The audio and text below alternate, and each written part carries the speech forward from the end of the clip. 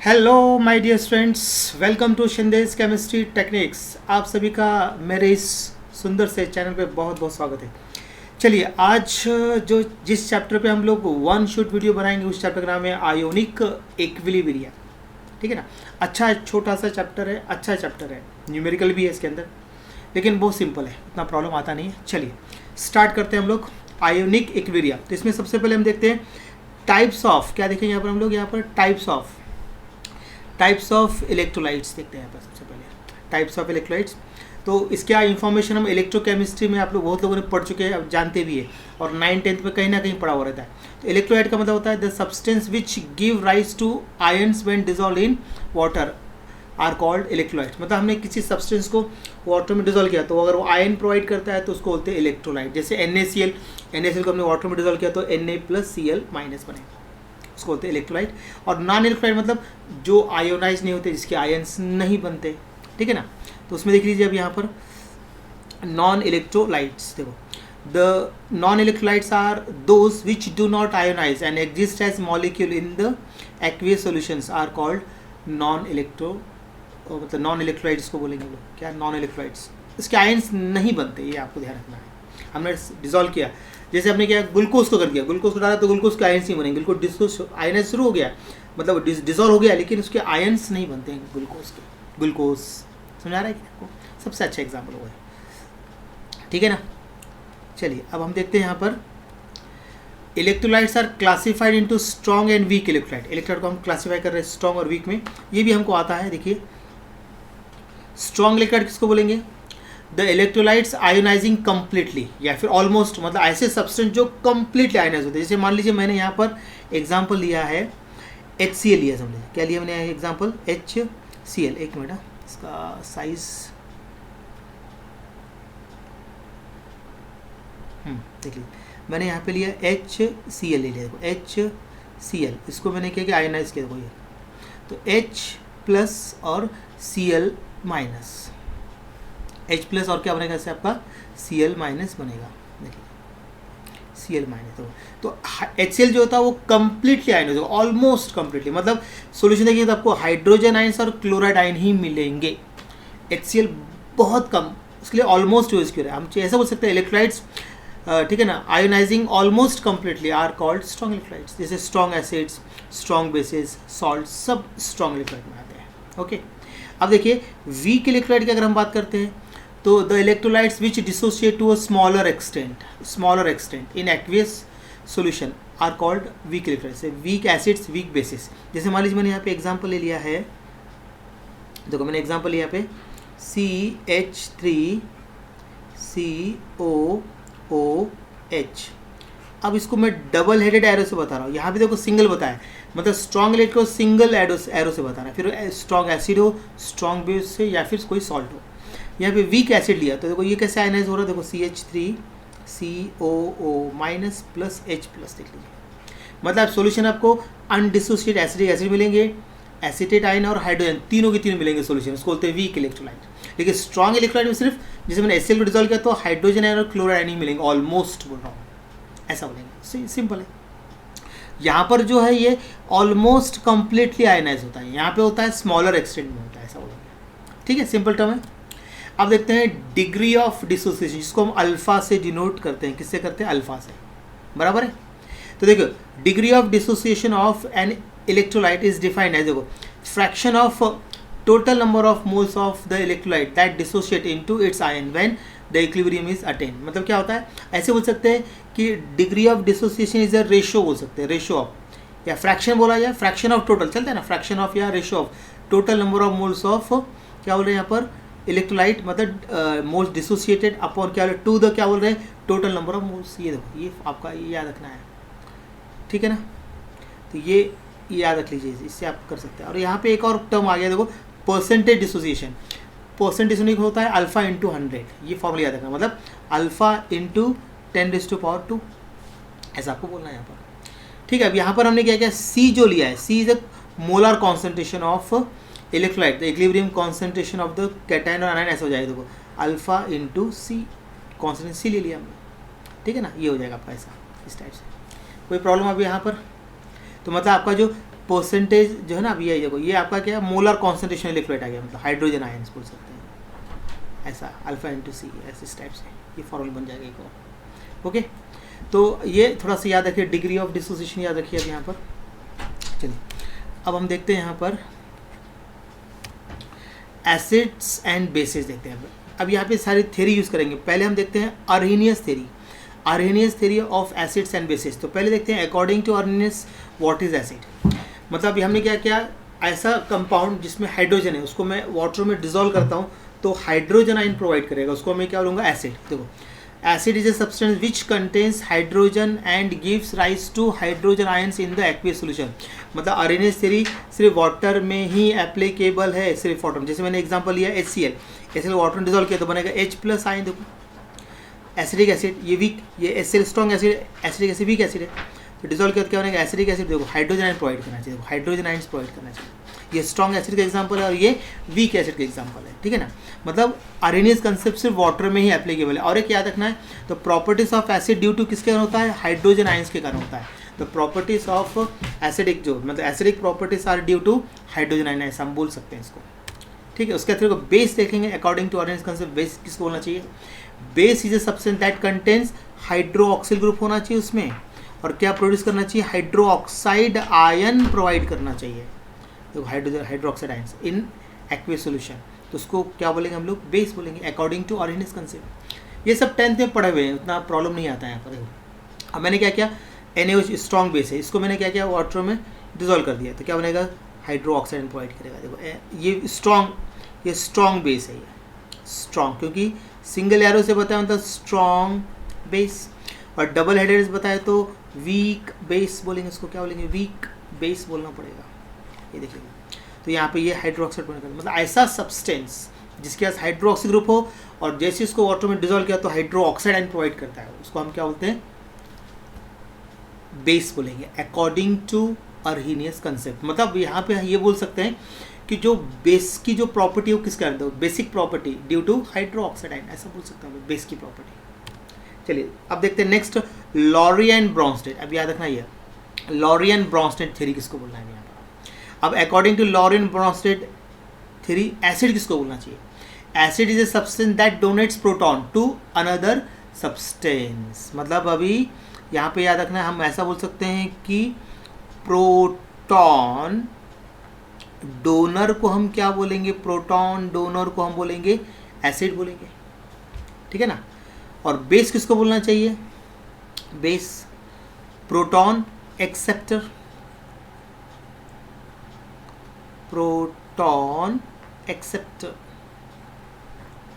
Proton acceptor मतलब base. देखो base is substance that accepts a proton from other substance, proton donor acid, proton acceptor base, बात खत्म हो गई। ये थ्योरी बहुत काम की, बहुत जगह यूज होती है।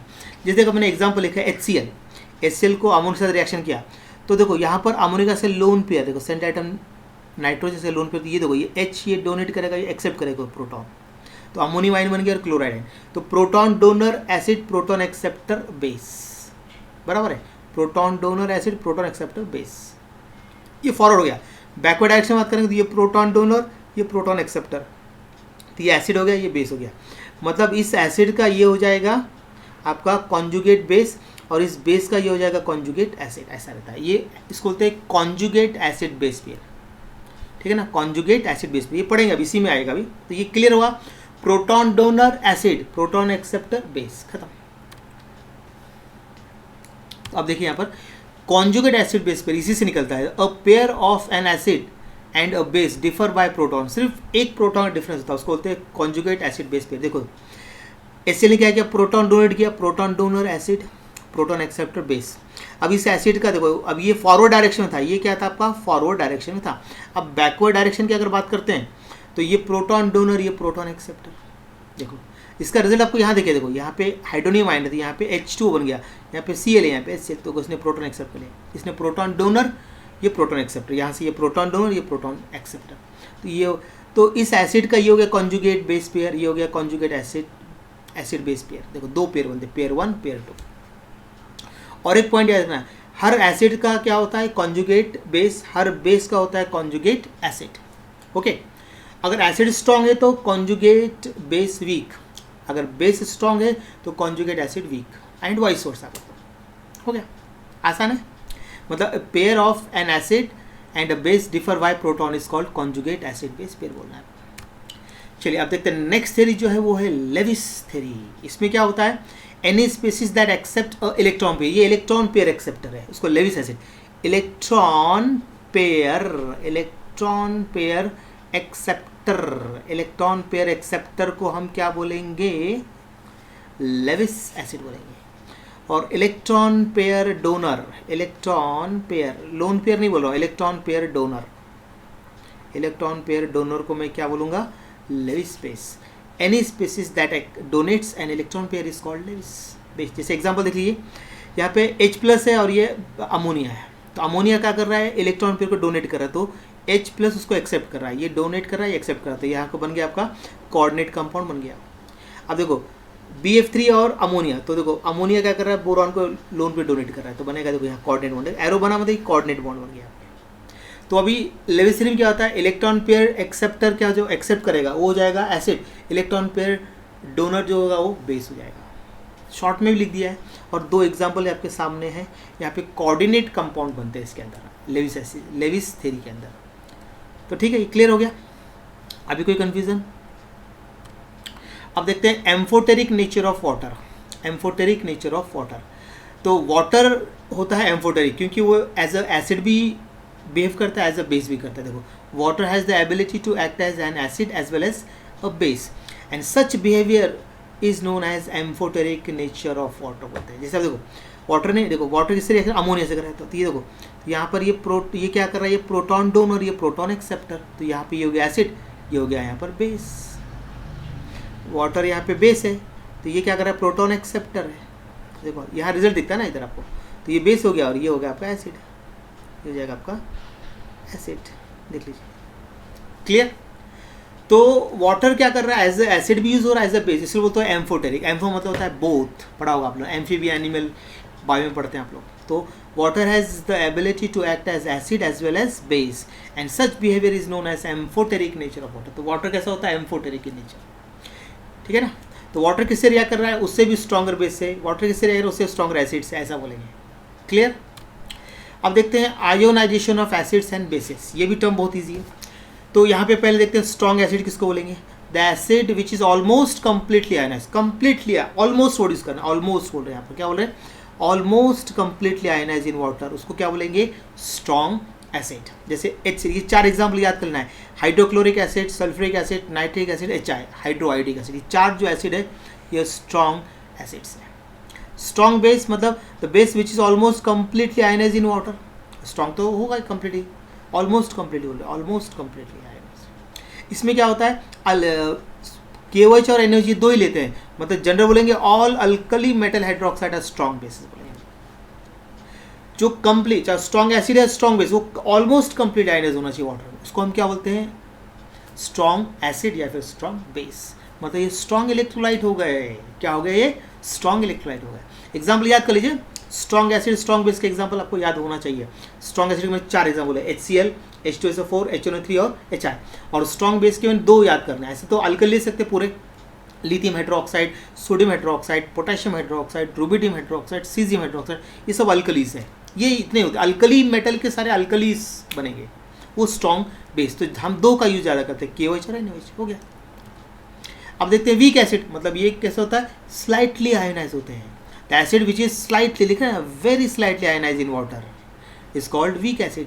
तो अभी स्ट्रॉन्ग एसिड के 4 एग्जाम्पल है, HCl, H2SO4, HNO3 और HI, इनको छोड़ के बाकी सारे एसिड वीक। देखो acetic acid, hydrocyanic acid, hydrogen sulphide, carbonic acid, जो ज़्यादा यूज हो तो वो लिखे मैंने यहाँ पर। और वीक बेस की बात करेंगे तो वही the base which is very slightly ionize in water, so the weak base. इसमें देखो KOH NaOH मतलब अल्कली हाइड्रोक्साइड, मतलब lithium hydroxide, sodium hydroxide, potassium hydroxide, rubidium hydroxide, caesium hydroxide, इनको छोड़ के बाकी सब वीक, खत्म।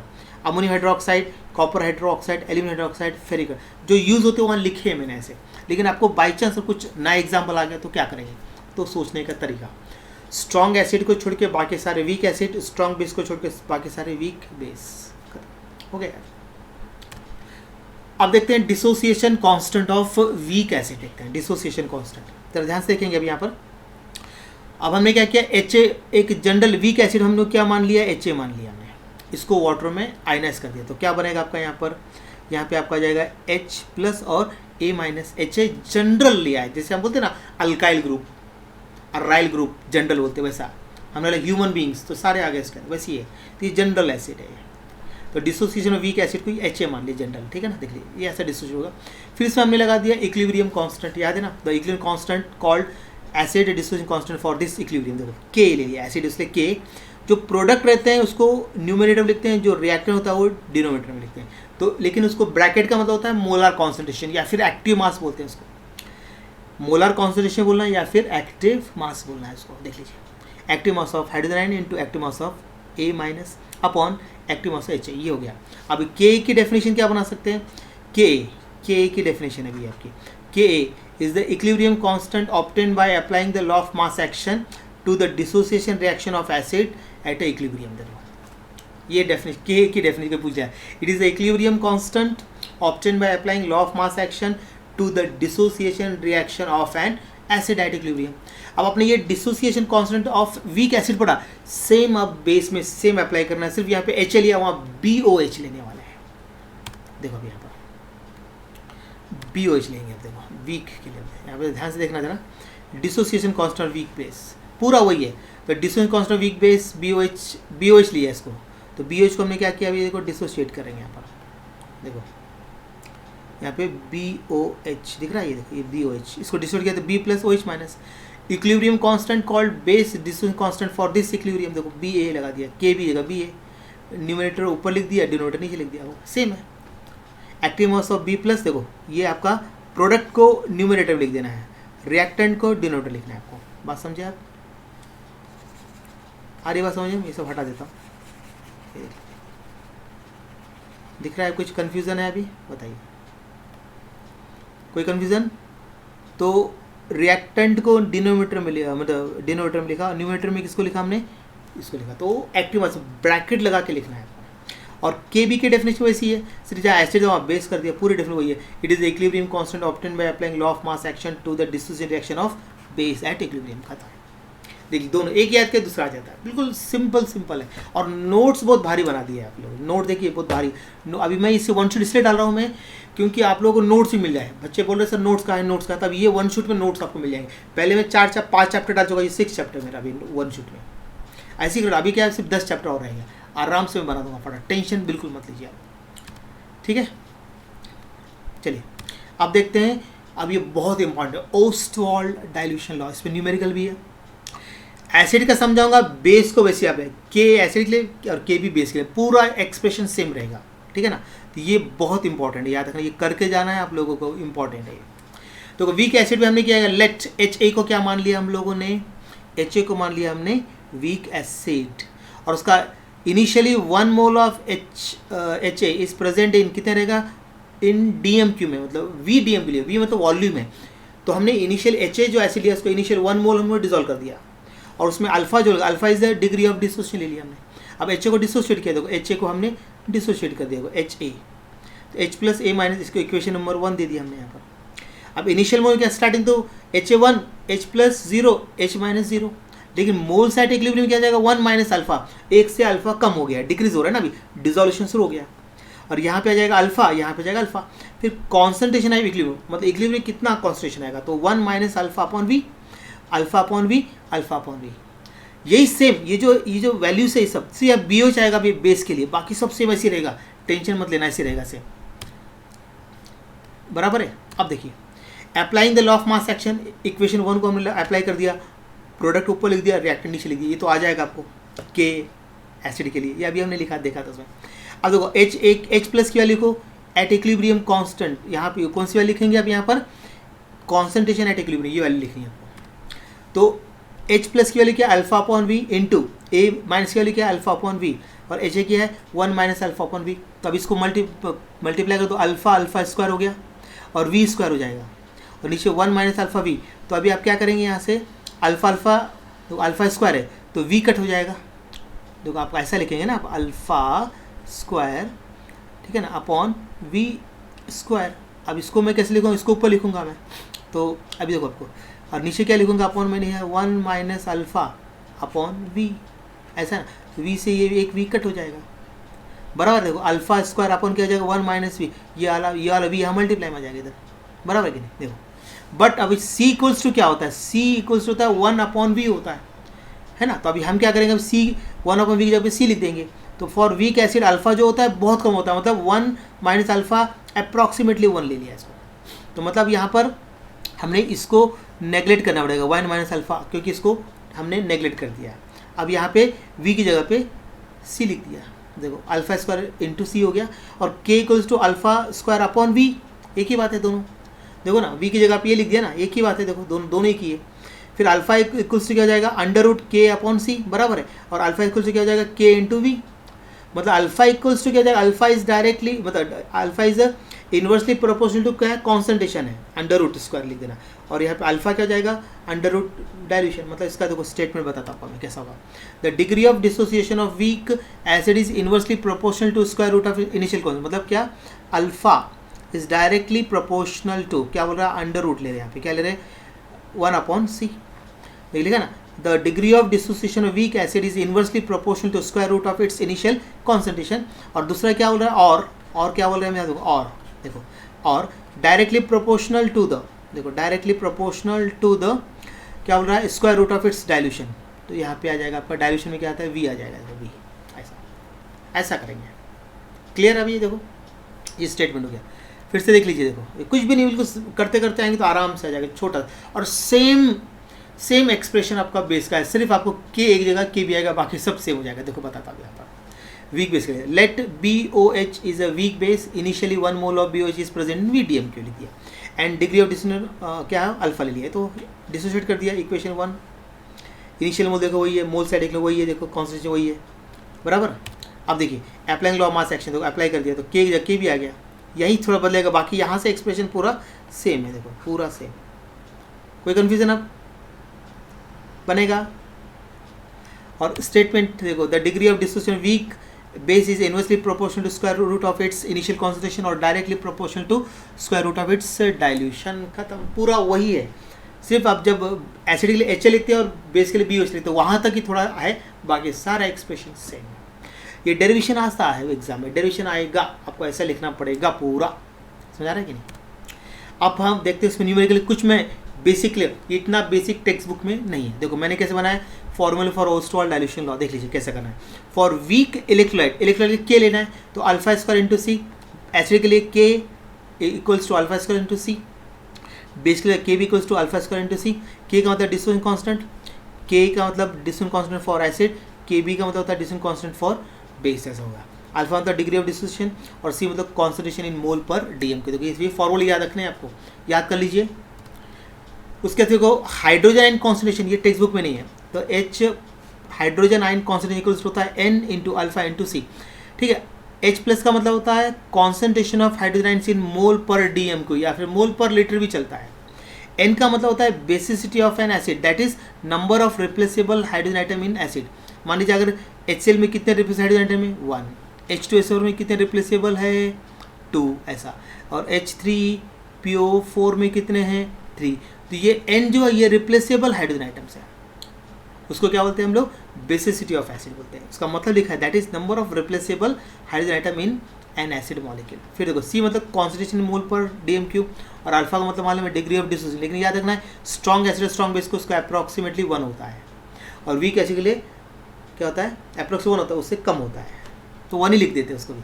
चलो वीक एसिड हो या स्ट्रॉन्ग एसिड, उसको 1 ही लिखना है अल्फा हमेशा, ठीक है। यहाँ अल्फा की वैल्यू क्या लिखेंगे 1 आएगी, यहाँ 1 आएगी। तो हाइड्रो ऑक्साइड आयन कॉन्सेंट्रेशन वही देखो N into alpha into C. OH का मतलब होता है concentration of hydroxide ion in mole per DM cube, ठीक है ना। उसके बाद फिर देखिए N मतलब होता है एसिडिटी ऑफ बेस, यहाँ पे क्या है बेसिसिटी ऑफ एसिड था, यहाँ पे एसिडिटी ऑफ बेस है। इसका मतलब होता है number of replaceable hydroxyl group in a base. मतलब अब मतलब NaOH लिया मैं, तो इसमें कितने OH ग्रुप है, एक। मैंने बोला मैग्नीशियम हाइड्रो ऑक्साइड, इसमें कितने OH ग्रुप है रिप्लेसेबल 2, ऐसा। C मतलब कॉन्सेंट्रेशन मोल पर डीएम क्यूब, ये याद रखना है। तो हाइड्रोजन आयन कॉन्सेंट्रेशन का फॉर्मूला याद कर लीजिए, और ये दोनों का फॉर्मूला सेम ही है बस। सिर्फ N का ज़रा मीनिंग याद रखना, रिप्लेसेबल हाइड्रोजन आइटम किसमें, H+ में, और हाइड्रो ऑक्साइड में OH ग्रुप रिप्लेस, खत्म हो गया। अब यहाँ पर कभी कभी ये फॉर्मूला यूज होता है, वो α1 into C1 α2 into C2 equals to K होता है। मतलब ये जो डिसोसिएशन कांस्टेंट K किस पे डिपेंड करता है, temperature and is independent of concentration and pressure से इंडिपेंडेंट रहेगा। मतलब इफ कॉन्सेंट्रेशन इज चेंज कर दिया तो alpha changes accordingly, so that product क्या हो जाएगा, रिमेन्स कांस्टेंट। देखो α² into C equals to K हो जाएगा। ये एक्स्ट्रा पॉइंट है, ये कब बहुत हार्ड पेपर आए तब काम आने वाला है, ऐसा तो आएगा ही नहीं। MCQs की बात कर रहा हूँ। और ये टर्म्स याद कर लीजिए, डेसीमोलर मतलब होता है 0.1 मोलार, मतलब 10⁻⁻1 मोलार। सेंटीमोलर मतलब 0.01 मोलार, मतलब 10⁻² मोलार। फिर मिलीमोलर मतलब 0.001 मोलार, मतलब 10⁻³ मोलार।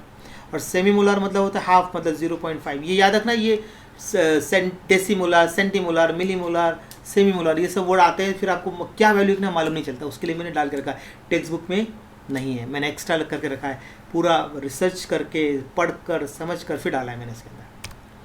आप कुछ पॉइंट याद रख लीजिए जरा। मोनो बेसिक एसिड का मतलब क्या होता है, लास्ट वर्ड देखना, एसिड है तो एसिड होता है। Acid having one replaceable hydrogen atom in its molecule, जैसे HCl में एक H है, HO3 में एक H है, एसिटिक एसिड में एक H है, तो ये मोनो बेसिक एसिड हो गए सारे। अब मोनो एसिडिक बेस देखना last word, the basis having one replaceable OH group in its molecule. देखो इसमें एक OH ग्रुप है, देखो। अब पॉली बेसिक एसिड मतलब इसमें एक से ज़्यादा होगा, जिससे देखो acid having more than one replaceable hydrogen atom in its molecule. देखो H2SO4 2 है, फॉस्फोरिक एसिड 3 है, ऐसा रहेगा। पॉली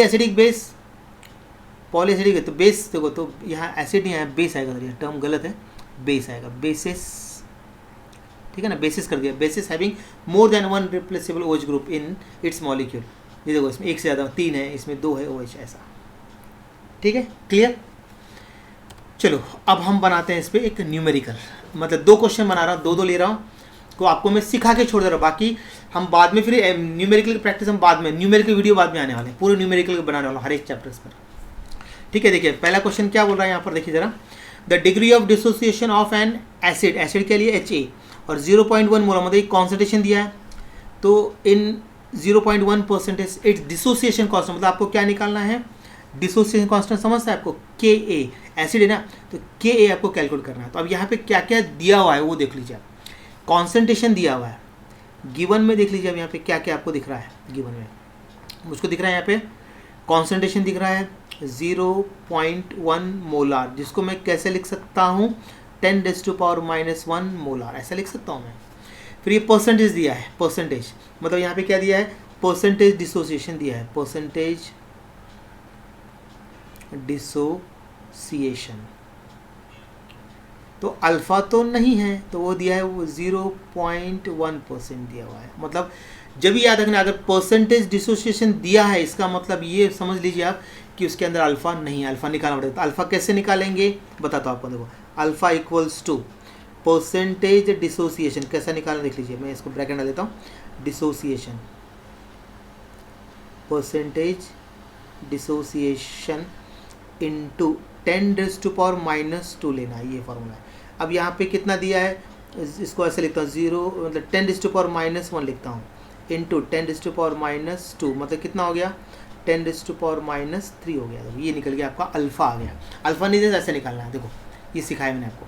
अब हम देखेंगे आपको फाइंड आउट क्या करना है, आपको Ka फाइंड आउट करना है। यहाँ पर Ka आपको यहाँ पे फाइंड आउट करना है। फॉर्मूला क्या है यहाँ पे अपना, Ka इक्वल्स टू, देखो फॉर्मूला α² इंटू C।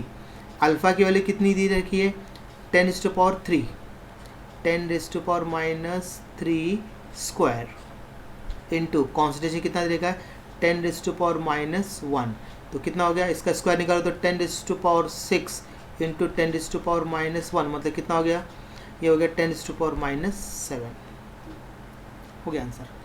तो साइड नोट लिख सकते तो 1 इंटू लिख सकते हैं, तो ये आ गया आपका Ka कैलकुलेट हो गया। Ka की वैल्यू मैंने कैलकुलेट कर दी, ऐसा कैलकुलेट करना है, इजी है ना। देखो कितना इजी कैलकुलेशन, परसेंट दिया है मतलब अल्फा नहीं है। देखो यहाँ पर भी देखो, द डिसोसिएशन कांस्टेंट V के लिखकर दे रखा है, लेकिन यहाँ पे कितना 2% है, मतलब अल्फा नहीं है, कॉन्सेंट्रेशन दिया है। अब गिवन की अगर मैं बात करता हूँ, मैं फटाफट लिख सकता हूँ गिवन, तो C कितना दे रखा है, 10⁻⁻1 मोलार, ऐसे ले देता हूँ। और 2% दिया, मतलब अल्फ़ा निकाल सकते हैं ना। देखो 2 लिखा है मतलब 2 इंटू 10⁻⁻2 बराबर है कि नहीं, परसेंट इसमें इंटू 10⁻², आ गया। देखो डायरेक्ट लिख दिया मैंने। अब उसके बाद फिर आपको कैलकुलेट करना है के कैलकुलेट, वी कैलकुलेट लिखा है ना इसमें, वी कैलकुलेट, एसिड नहीं, बेस नहीं, कुछ नहीं, के। तो आप कर सकते हैं K equals to alpha square into C. तो ये कितना दे रखा है, अल्फ़ा है 2, एक मिनट, 2 इंटू 10⁻⁻2 स्क्वायर, और सी की वैल्यू है 10⁻⁻1, मतलब यहाँ पे अगर 2 2 ज़ा 4 हो जाएगा, और यहाँ पे होगा 10⁻⁻4 इंटू 10⁻⁻1, मतलब टोटल हो गया 4 इंटू 10⁻⁻5, ये आ गया आपका के, इलेक्ट्रोलाइट के लिए सिर्फ के। देख लीजिए कुछ कन्फ्यूज़न है अभी यहाँ पर, हो गया साहब, इजी है ना, तो कुछ भी नहीं है। तो ऐसे 2 क्वेश्चन डाल दिए मैंने, क्योंकि अभी यहाँ सिर्फ समझाने के लिए डाल रहा हूँ। अब हम देखते हैं यहाँ पे auto ionization of water. Water, pure water जो होता है ना, ionize to very small extent, pure water, distil water इसको बोलते हैं, वो बिल्कुल स्लोली, बहुत कम एक्सटेंट में आयनाइज होता है। तो pure water is ionize to very small extent. Okay, the ionization equilibrium of the water is represented as, देखो ऐसे कर सकते हैं, वाटर इन वाटर को वाटर में हमने डिजोल्व कर दिया तो बनेगा हाइड्रोनियम आयन, क्योंकि ये प्रोटॉन डोनर, ये प्रोटॉन एक्सेप्टर, तो बन गया। अब इक्विलिब्रियम कांस्टेंट के लगा दीजिए, के इक्वल्स टू, देखो प्रोडक्ट के ऊपर लगा दो, active mass of hydronium ion into active mass of hydroxide ion upon active mass of water, 2, क्योंकि 2 है इसलिए स्क्वायर लिख दिया। अब ये देखो majority of water molecule are undissociated, water ज़्यादातर वाटर अनडिसोशिएटेड होंगे, एंड कॉन्सिक्वेंटली क्या होगा, concentration of water can be treated as constant ले लिया उसको हमने, क्या ले लिया उसको हम लोगों ने, कांस्टेंट ले लिया, देख लीजिए कांस्टेंट। देन फिर क्या लिखेंगे, के इक्वल्स टू, देखो ये लिख दिया हमने H2O स्क्वायर, फिर ये देखो ये मल्टीप्लाई हो गया, यहाँ पर जाके मल्टीप्लाई कर दिया और उसको कांस्टेंट ले, तो कांस्टेंट हम क्या ले रहे हैं यहाँ पर, देखो कांस्टेंट के ले लिया, के डैश, फिर इसको हमने इक्वेशन सेकंड में सब्स्टिट्यूट कर दिया, के डैश को रख दिया यहाँ पर। तो यहाँ पे क्या ले रहे हैं, कांस्टेंट W, वाटर इसलिए W, तो वेयर के W मतलब के डैश के इक्वल हो गया, के इंटू के, देखो ये दोनों एक बराबर हो गया, के डैश को हम के डब्ल्यू बोल रहे हैं, इसको बोलते हैं आयोनिक प्रोडक्ट, मतलब के डब्ल्यू को मैं क्या बोल रहा हूँ, आयोनिक प्रोडक्ट ऑफ वाटर बोल रहा हूँ, ठीक है ना, समझ आ रहा है कि नहीं, क्लियर। अब इसकी डेफिनेशन कैसे बना, देखो द प्रोडक्ट ऑफ मोलार कौन, देखो दोनों का प्रोडक्ट है, देखो मल्टीप्लिकेशन किया हुआ है, the product of molar concentration of क्या है, हाइड्रोनियम आयन जिसको बोलते हैं, हाइड्रोजन आयन बोलते हैं इसी को, इसको H+ भी बोल सकते हैं, मालूम है ना आप, H+, and hydroxyl ion at equilibrium in pure water at given temperature is called ionic product water. ये डेफिनेशन याद कर लीजिए, आयनिक प्रोडक्ट वाटर की डेफिनेशन आपको बोर्ड में आ सकती है, क्लियर। अब देखो प्योर वाटर में जो रहता है हाइड्रोजन आयन कॉन्सेंट्रेशन, नहीं तो hydronium ion concentration always equal to the hydroxide ion concentration, देखो बताता हूँ। तो ये देखो यहाँ पर हाइड्रोजन आयन कॉन्सेंट्रेशन किसके इक्वल होगा, हाइड्रोक्साइड, तो दोनों को मल्टीप्लाई कर कितना आएगा, 1 इंटू 10⁻14 एट 298 केल्विन पे होता है ये वैल्यू, हो गया। मोल पर लीटर या मोल पर डीएम क्यों बोल सकते हैं, ये हो गया के डब्ल्यू वैल्यू, देख लीजिए कोई कन्फ्यूजन, अब ये याद करना है सब। अब देखते हैं पीएच स्केल, सोरेनसन ने किया था इसको डिस्कवर इन 1909 में, सोरेनसन साइंटिस्ट ने दिया। ये पीएच स्केल किसने दिया है, सोरेनसन दिया, डेट क्या है 1909 है। अब देखो सिंबल पीएच किस लिए स्टैंड कर रहा है, पोटेंस ऑफ हाइड्रोजन, ये जर्मन में, तो यहाँ पे पी का मीनिंग क्या हो सकता है, पोटेंशियल बोल सकते हैं, स्ट्रेंथ बोल सकते हैं, पावर बोल सकते हैं, मतलब potential of hydrogen, strength of hydrogen, power of hydrogen, ऐसा बोलेंगे, और जर्मनी में उसका वर्ड है पोटेंस ऑफ हाइड्रोजन। अब पीएच ऑफ सॉल्यूशन क्या होता है, पीएच ऑफ सॉल्यूशन देखो इससे मैं डेफिनेशन बना सकता हूँ, ये फॉर्मूले देखो, pH is a negative logarithm to the base 10 of hydrogen ion concentration in the solution, ऐसा बोल सकता हूँ। देखो it is a negative logarithm to the base 10 of the molar concentration of hydrogen ion concentration. अब pOH क्या होता है, उसका पीओएच का फॉर्मूला याद रखिए, इससे आप बना सकते हैं, इसका डेफिनेशन बना सकते हैं। देखो pOH is a negative logarithm to the base 10 of hydroxide ion in the solution, हो गया ये 2 फॉर्मूले याद, इजी। अब देखते हैं रिलेशनशिप बिटवीन, इसको अभी डिराइव करने आता है, प्रूफ करने आता है, ये कभी कभी क्या था, प्रूफ दैट, ऐसा क्वेश्चन आएगा, प्रूफ दैट क्या होता है, pH plus pOH equals to 14, ऐसा करके आएगा 10⁻, या फिर 14 बोल दे, चलो 14, ऐसा आपको ये प्रूफ करने बोर्ड में आता है, ऐसा क्वेश्चन, प्रूफ दैट, ठीक है ना ऐसा। तो अभी हमको मान लें कि आयनिक प्रोडक्ट ऑफ वाटर क्या है, K W equals to hydrogen ion concentration equals to hydroxide ion concentration, मतलब 1 इंटू 10⁻14 वैल्यू। अब देखिए, अब हमने दोनों side taking logarithm on both sides, दोनों साइड ले ली देखो, तो यहाँ पे लॉग ले ली, देखो देखो ये लॉग लिया एक साइड, दूसरी साइड भी हमने लॉग ले लिया, देखो लॉग लगाना, बाकी सब इसी फॉर्म में लॉग लॉग लॉग लॉग लगा दिया बस। अब देखिए अभी आपको क्या करना है, यहाँ पर लॉग लगा दिया। अब हमने क्या किया, जो पावर है 10⁻⁴ इसको सामने लिख दिया। अब log 10 की वैल्यू कितनी होती है 1, ये सभी लोग जानते हैं, तो ये नेगेटिव हो गया देखो, ये बाकी सब सेम, अभी यहाँ से यहाँ तक सब सेम, सिर्फ हमने log टू द बेस 10 की वैल्यू 1 लिख के हटा दिया उसको, ठीक है ना। अब हमने क्या किया, multiply by negative sign on both side, on both sides, दोनों साइड नेगेटिव साइन मल्टीप्लाई, सिर्फ नेगेटिव साइन आगे देखो, नेगेटिव दिख रहा है, मैं अंडरलाइन कर दूँगा, नेगेटिव नेगेटिव नेगेटिव, और यहाँ माइनस माइनस प्लस हो जाएगा, माइनस माइनस प्लस होगा, उसके लिए क्या है। अब हमको क्या करना है, देखो पी के डब्ल्यू इक्वल्स टू क्या होता है, minus log to the base के डब्ल्यू। तो आपने क्या किया अभी, यहाँ पर देखो माइनस लॉग टू बेस, इसकी जगह पे मैंने क्या लिख दिया, पी के डब्ल्यू लिख दिया। अब देखो minus log to the base 10 hydro oxide ion, मतलब हाइड्रोजन आयन कॉन्सेंट्रेशन, उसकी जगह क्या लिख दिया, पी एच लिख दिया, ये लिख दिया पी एच। अब minus log to the base hydro oxide concentration क्या लिख दिया मैंने, पी एच लिख दिया, और ये 14 तो है, ये हो गया, ये हो गया प्रूफ दैट हो गया। आसान है, देख लीजिए बहुत इजी है डेरिवेशन, ये कर लेना बहुत इंपॉर्टेंट है। अब हम देखते हैं फॉर्मूले ऑफ पीएच स्केल। अब देखो पीएच इक्वल्स टू क्या है, minus log to the base into क्या है, हाइड्रोजन आयन कॉन्सेंट्रेशन, फिर है पीओएच इक्वल्स टू क्या है, minus log to the base hydro oxide. हाँ, हाइड्रोजन आयन की जगह पे आप ये भी लिख सकते हो, पीएच इक्वल्स टू, देखो मैं ऐसा बता रहा हूँ आपको, minus log to the base 10 of hydronium ion, ऐसा लिख सकते हैं इसकी जगह पर आप, हाइड्रोजन आयन या फिर hydronium ion. PH plus pOH equals to 14, हमने अभी प्रूव किया था। हाइड्रोजन आयन इक्वल्स क्या होता है, एन इंटू अल्फा इंटू सी, या फिर क्या लिख सकते हैं यहाँ पर, एच इक्वल टू के ए इंटू सी भी लिख सकते हैं यहाँ पर, ठीक है ना।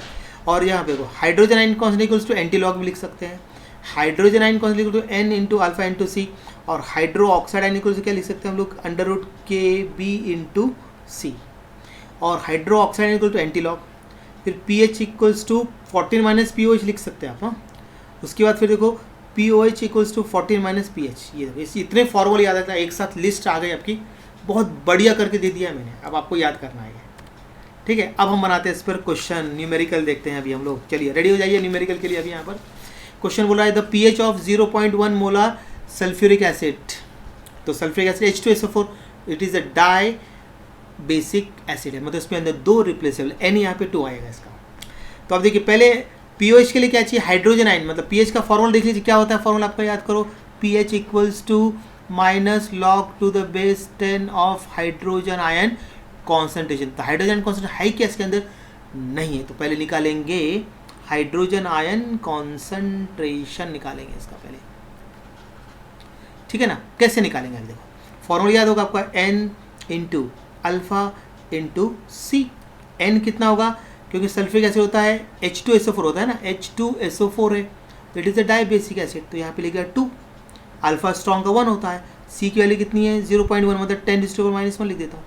अब कितना होगा इसकी वैल्यू, 2 इंटू 10⁻⁻1 मोलार आ गया, ये आ गया आपका हाइड्रोजन आयन कॉन्सेंट्रेशन आ गया आपका, ये क्या आ गया आपका, हाइड्रोजन आयन कॉन्सेंट्रेशन आ गया आपका, ओके।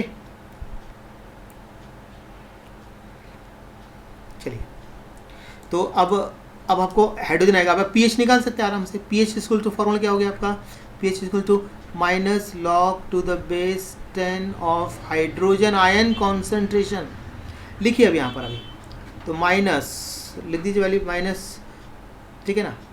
यहाँ पे लॉग इसकी वैल्यू की,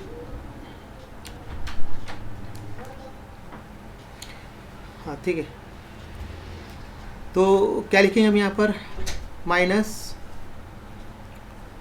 लॉग, देखो वैल्यू सब्स्टिट्यूट करने पे सब्स्टिट्यूट कर सकता हूँ, वैसे भी करके दिखा सकता हूँ मैं, सब्स्टिट्यूट भी कर सकता हूँ मैं यहाँ पर, देख लीजिए लॉग टू द बेस 10, यहाँ पे क्या वैल्यू इसकी है, 2 इंटू 10⁻⁻1, देखो ऐसा है, पूरा करके दिखाता हूँ तो आप बोलेंगे क्या हो गया माइनस। अब यहाँ पे log 2 देखो लिखा है मैंने, log 2 वाला भी आपको देखना पड़ेगा उससे, log 2 मल्टीप्लस के प्लस इंटू क्या लिखेंगे यहाँ पर, इधर देख लीजिए अभी log 2 हो गया, log 10⁻⁻1 ऐसे लिखेंगे इधर इसको। अब मैं यहाँ पे क्या करूँगा, इधर ध्यान से देखिए ज़रा इधर अभी, अब मैंने माइनस यहाँ लिखा मैंने 1, क्योंकि पावर को सामने लेके आया 1 माइनस, अब log 2 की वैल्यू कितनी है, मैं लिखा है 0.3010, आप देख लीजिए log टेबल कितनी मिलेगी, ठीक है ना, बराबर है। अब क्या करेंगे, अब यहाँ पर हम लोग देखिए ध्यान से, तो अभी इसमें 1 में से इसको माइनस कर दो, माइनस करके कितना आ रहा है 0, और यहाँ माइनस माइनस प्लस हो जाएगा 0.6990, ये आ गया आपका pH। तो ऐसा आपको pH निकालना है। प्लस क्यों हो गया, क्योंकि इसको माइनस में वैल्यू आएगी ना, ये माइनस अंदर ना, तो माइनस माइनस क्या हो जाएगा आपका प्लस हो जाएगा, ये ऐसा आपको कर लेना है। अब बताइए कुछ प्रॉब्लम है, इजी ऐसा कर लेना है। चलो दूसरा क्वेश्चन आप करके देख सकते हैं आप लोग, दूसरा क्वेश्चन। चलिए दूसरा क्वेश्चन लिखा है the pH of 0.1 molar acidic acid, तो यहाँ पे Ka की वैल्यू दे रखी है, तो अभी अब pH निकालना है। तो pH निकालने के लिए हाइड्रोजन आयन चाहिए, तो हाइड्रोजन आयन के लिए यहाँ पे N इंटू अल्फा इंटू सी, एक ये फॉर्मूला, दूसरा क्या था Ka इंटू, है ना, K इंटू सी बताया था, याद करो। तो अब यहाँ पे तो हम ये लिखेंगे हाइड्रोजन आयन कॉन्सेंट्रेशन नहीं है तो निकालेंगे, तो यहाँ पे लिखेंगे हम लोग क्या, under root Ka into C. तो K की वैल्यू कितनी है 1.8 इंटू 10⁻⁻5 इंटू सी कितना दिया है 10⁻1 लिख देता है इसको, ये ले गया आपका अंडर रूट। अब यहाँ पे क्या करते हैं 1.8 इंटू 10⁻6 हो गया मल्टीप्लाई करके, फिर यहाँ पर इसका हाफ हो जाएगा, लेकिन 1.8 का रूट निकाल लीजिए कितना आता है, आप देखो मैं उसका आता है 1.3, आप निकाल के देख लीजिए, इंटू 10 उसका हाफ, याद रखना ये पावर हमेशा इवन में रखना है, तो उसको हाफ करने आता है, यहाँ हो जाएगा 3, ये आ गया आंसर। ये हो गया हाइड्रोजन आयन कॉन्सेंट्रेशन। अभी तो बचा है pH निकालना है, तो pH equals to minus log to the base 10 of hydrogen ion concentration, तो यहाँ पे लिखेंगे माइनस, ठीक है ना, हमेशा पावर को सामने लेके आ सकते हैं यहाँ पर, तो -3 माइनस कितना, अब इसका 1.3 का लॉग देख लीजिए कितना होता है, डायरेक्ट भी कर सकते हैं आप, कितना होता है उसका लॉग, मैंने जो निकाल के रखा उसका है 0.13 है। अब इसको क्या करेंगे, माइनस प्लस हो जाएगा, माइनस करेंगे 3 में से इसको वैल्यू, तो आता है यहाँ पे 2.87 हो गया आंसर। देख लीजिए कर सकते हैं आराम से, सिंपल है पैटर्न। चलिए अब बढ़ लेते हैं हाइड्रोलिसिस ऑफ सॉल्ट की तरफ बढ़ते हैं। हाइड्रोलिसिस ऑफ सॉल्ट, ठीक है ना, hydrolysis salt, solid product, buffer solution, ये सब बचेगा अभी। तो देखिए अब यहाँ पर क्या करते हैं, अभी हाइड्रोलिसिस ऑफ सॉल्ट, सॉल्ट होते हैं ना NaCl, sodium chloride, hydrogen side, जो भी होंगे सॉल्ट, तो सॉल्ट को जब हम वाटर में डिजोल्व करेंगे तो उसका कैटाइनिक पार्ट या फिर उसका अनायनिक पार्ट या फिर दोनों पार्ट रिएक्ट करके क्या बनाएगा, वाटर में प्रोड्यूस करेगा, एसिडिक बनाएगा, या फिर बनाएगा उसको अल्कलाइन बना देगा, या फिर उसको न्यूट्रल कर देगा। देखो द रिएक्शन, ये डेफिनेशन देख लीजिए कैसे बनाया आप देखो, the reaction in which cation और अनाइन और both the ions of salt react with water to produce acidic और अल्कलाइन और neutral solution is called hydrolysis बोलते हैं इसको, मतलब हाइड्रोलिसिस ऑफ सॉल्ट्स पूरा बोल सकते हैं। अब देखो कुछ टर्म्स मैंने MCQ से निकाल के रखे। दस हाइड्रोलिसिस क्या होता है, is the reaction of salt and water. Salt and water क्या है, वो हाइड्रोलिसिस रिएक्शन। हाइड्रोलिसिस रिएक्शन करके क्या बन रहा है, देखो सॉल्ट और वाटर बनेगा आपका यहाँ पर। Hydrolysis is the reaction of salt and water. फिर देखो it is the reverse of neutralization. Neutralization reverse होता है, और न्यूट्रलाइजेशन जो होता है इज द एक्सोथर्मिक प्रोसेस, और हाइड्रोलिसिस जो होता है वो एंडोथर्मिक, क्योंकि वो अभी बोला है रिवर्स। ये सारे पॉइंट्स आपको याद रखने पड़ेंगे, ठीक है। चलिए अब देखते हैं टाइप्स ऑफ सॉल्ट्स, कितने टाइप्स के सॉल्ट्स हो सकते हैं। तो there are 4 types of salts. देखो एक लेंगे salts of strong acid and strong base, जिसको SA मतलब strong acid strong base, salt of strong acid and strong base. तो NaCl, तो NaCl मतलब आप देखो अब कैसे करते हैं, आप देखो यहाँ पे NaCl लिया है, NaCl, ठीक है। किससे बना होगा, सोडियम हाइड्रोक्साइड और HCl से बना है। देखो दिख रहा है अभी आपको, वाटर ऐड करेंगे तो आपको सॉल्ट मालूम चल जाता है। जो कैटाइन होता है ना, उसके साथ आप क्या कीजिए, अनाइन ऐड कर दो, मतलब OH। जो अनाइन होता है उसके साथ आप हाइड्रोजन आयन अटैच कर दो, तो आपको बन जाएगा HCl बन गया और सोडियम हाइड्रोक्साइड। अरे बात समझे, ऐसा करना है, ये सबसे बेस्ट टेक्निक है। कैटाइन के साथ अनाइन अटैच कर दो, मतलब वाटर का OH, और अनाइन के साथ वाटर का H अटैच कर दो, अपने हो जाएगा। तो अब यहाँ पे K के साथ OH, तो KOH, SO4 के साथ H2SO4, तो H2SO4। तो ये देखो अब आपको मालूम स्ट्रॉन्ग एसिड स्ट्रॉन्ग बेस।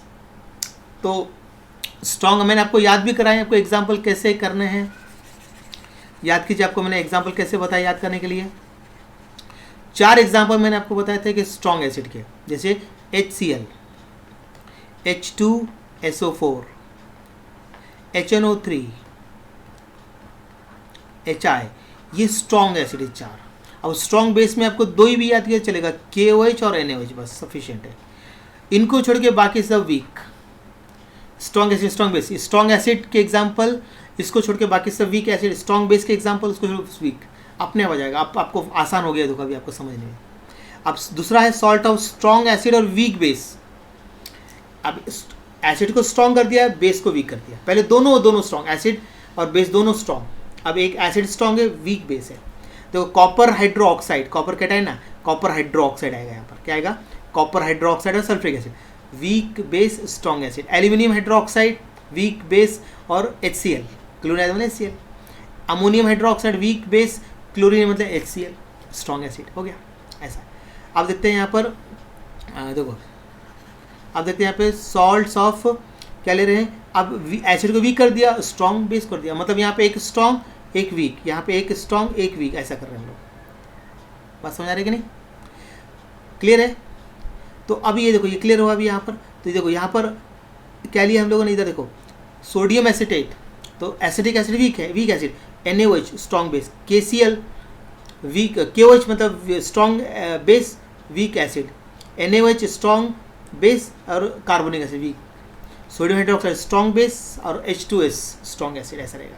अब दोनों को वीक कर दो, salt of weak acid weak base. यहाँ पे छोटे टर्म्स लिख के रखे मैंने, SASB मतलब strong acid strong base, SA strong acid weak base, weak acid strong base, weak acid weak base, ऐसा। एसिडिक एसिड वीक एसिड है, ammonium hydroxide weak base, ammonium hydroxide week base और carbonic acid weak acid, ऐसा रहेगा। 4 type का salt है।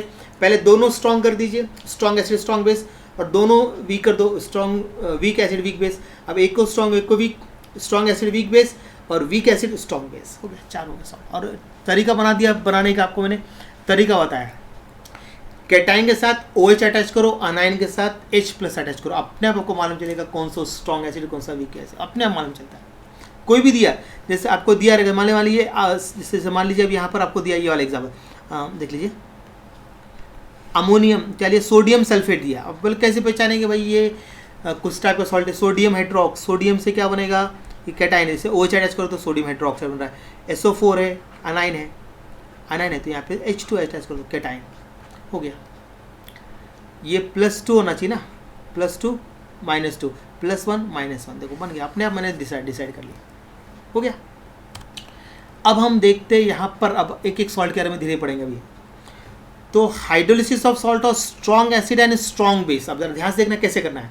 तो यहाँ पे आपके सिलेबस से एग्जांपल लेके किया हुआ, जैसे NaCl है, NaCl जो होता है स्ट्रॉन्ग एसिड और स्ट्रॉन्ग बेस का सॉल्ट, जैसे NaCl is a salt of strong acid, क्या बनेगा strong acid HCl, strong base क्या बनेगा सोडियम हाइड्रोक्साइड। अब NaCl रिएक्ट विद वाटर, अब इसे रिएक्ट किया वाटर तो क्या प्रोड्यूस करेगा strong acid and strong base, and दोनों कैसे होंगे almost completely ionize and producing H+ और OH आयन, क्योंकि दोनों स्ट्रॉन्ग है तो कंप्लीटली स्ट्रॉन्ग हमेशा देखना कंप्लीटली आयनाइज्ड। तो देखो NaCl, तो इन दिस सॉल्यूशन क्या होगा, हाइड्रोजन आयन और हाइड्रोक्साइड, मतलब molar concentration of hydrogen ion equals to molar concentration of hydroxide ion. और सॉल्यूशन कैसे होगा न्यूट्रल, क्योंकि दोनों स्ट्रॉन्ग है, स्ट्रॉन्ग बेस का सॉल्यूशन न्यूट्रल हो जाएगा। और pH इक्वल्स टू 7, आपको याद होगा pH स्केल 10 से लेके 6.9 तक एसिडिक, 7 न्यूट्रल और 7.1 से लेके 14 तक रहता है बेस, क्लियर। अब देखो NaCl को मैंने वाटर में डिजोल्व कर दिया, बनेगा strong base ammonium hydroxide strong acid HCl। अब इनकी आयोनिक इक्वेशन लिखना है, तो आयोनिक इक्वेशन में किसको आयनाइज करना है, सॉल्ट को आयनाइज करना है, स्ट्रॉन्ग एसिड और स्ट्रॉन्ग बेस को करना है, वाटर को नहीं करना है, वीक एसिड और वीक बेस को आयनाइज नहीं करना है। देखो तो मैंने सॉल्ट NaCl को मैंने आयनाइज कर दिया, वाटर को नहीं किया मैंने, फिर सोडियम हाइड्रोक्साइड स्ट्रॉन्ग एसिड इसको कर दिया, स्ट्रॉन्ग बेस को कर दिया, स्ट्रॉन्ग एसिड स्ट्रॉन्ग बेस दोनों को कर दिया। अब common species cancel, Na+ cancel, Cl- cancel, क्या बचा H+ और OH, और दोनों को कंबाइन करके क्या बन रहा है H2O वाटर। तो यहाँ भी सिर्फ वाटर मिलेगा, मतलब पूरा सोल्यूशन न्यूट्रल हो गया है। Here neither cation nor anion of salt react with water, hence solution कैसा होगा न्यूट्रल हो जाएगा। तो 10 NaCl मतलब salt of strong acid strong base does not undergo hydrolysis, strong acid strong base का हाइड्रोलिसिस नहीं होता है, solution neutral, pH 7, hydrogen ion और हाइड्रोक्साइड दोनों इक्वल आया। यहाँ क्वेश्चन आएगा एक्सप्लेन, तो NaCl does not undergo hydrolysis या NaCl is a neutral solution, ऐसा कुछ क्वेश्चन आएगा, ठीक है। इस टाइप से आपको देना, ये क्वेश्चन ऐसे पूरा ऐसे लिख, मैंने आपको नोट्स बना के दिया, आपको ऐसे ही लिखना है पूरा। क्लियर है? जो पार्ट अननेसेसरी इसको मैं हटा देता हूँ, जिससे आपको वो समझने में आसान जाएगी। देखो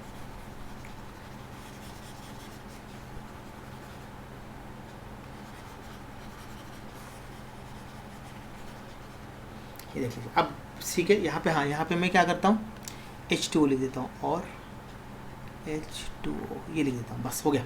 अभी क्लियर है अभी। चलिए अब हम देखते हैं यहाँ पर नेक्स्ट अब सॉल्ट, हाइड्रोस ऑफ सॉल्ट और स्ट्रॉन्ग एसिड और वीक बेस देखते हैं। स्ट्रॉन्ग एसिड वीक बेस, तो यहाँ पे एग्जाम्पल है copper sulphate. Copper sulphate is a salt of strong acid and weak base. देखो this salt react with water to give, क्या बनेगा इससे, स्ट्रॉन्ग एसिड क्या बनेगा, सल्फ्रिक एसिड, और वीक बेस क्या बनेगा, कॉपर हाइड्रोक्साइड। अब देखो स्ट्रॉन्ग एसिड जो होगा वो कंप्लीटली आयनाइज और क्या देगा आपको, hydrogen ion, but weak base जो होगा वो प्रैक्टिकली अनआयनाइज होता है। इसका मतलब हो गया कि concentration of hydrogen ions greater than hydroxide ion. मतलब क्या हो गया, so the aqueous solution of, कैसा होगा सोल्यूशन, इज एसिडिक हो गया क्योंकि H+ ज़्यादा है ना, और pH कैसा होगा, लेस देन 7। अब देखो कॉपर सल्फेट को हमने वाटर में डिजोल्व कर दिया, बन गया copper hydroxide sulphuric acid, weak base और स्ट्रॉन्ग एसिड। आयनिक इक्वेशन लिख दिया, या लिख सकते हो नहीं तो आयोनिक इक्वेशन, आइए लिख देता हूँ मैं यहाँ पर, आयोनिक इक्वेशन लिख दिया। सिर्फ सॉल्ट को करना है ना, वाटर को नहीं करना है, और वीक बेस को नहीं करना है। यहाँ पर वीक एसिड वीक बेस को नहीं करते और सॉल्ट को नहीं करते, सॉरी वाटर को नहीं करते। तो आप कॉमन स्पीसीज कैंसिल करो, क्या कैंसिल हो रहा है यहाँ पे, सल्फेट आयन कैंसिल हो रहा है, बस कॉपर आयन बचा, वाटर बचा, कॉपर हाइड्रोक्साइड, हाइड्रोजन आयन बचा, मतलब सोल्यूशन हो गया एसिडिक। मतलब the solution of copper sulphate is acidic to litmus due to cationic, क्योंकि कैटाइनिक पार्ट रिएक्ट, देखो Cu2+ है ना, क्या है देखो Cu2+, ये वाटर के साथ रिएक्ट हो गया OH के साथ, देखो तो बनेगा कॉपर हाइड्रोक्साइड बन रहा है। तो कैटाइनिक है, एसिडिक है, मतलब देखो ये वाला पार्ट है एसिडिक, क्यों H+ छोड़ दिया ना उसने, ठीक है ना, तो एसिडिक हो गया सोल्यूशन।